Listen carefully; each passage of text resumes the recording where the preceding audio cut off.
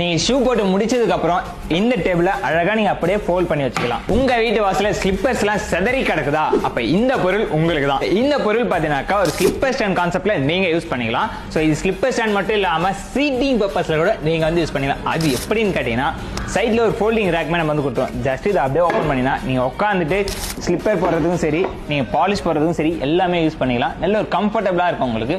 இது வெயிட் லிஃப்டிங்லாம் நல்லாவே தாராளமா தாங்கும். உங்க வீட்டு கிச்சன்ல பொருள் எல்லாமே குவிஞ்சு கிடக்குதா, அதை அரேஞ்ச் பண்ற மாதிரி ப்ராடக்ட் தேடிட்டு இருக்கீங்களா?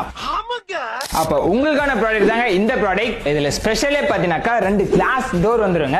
இந்த கிளாஸ் டோர் அப்படியே நீங்க ஓபன் பண்ணீங்கன்னா உள்ள வந்துட்டு ஒரு 3 ரேக் வந்துரும். நீங்க இதை பார்க்கும்போதே தெரியும், ஃபுல் அண்ட் ஃபுல் வந்து நம்ம உட்டன் கான்செப்ட்ல தான் கொடுத்துருப்போம்.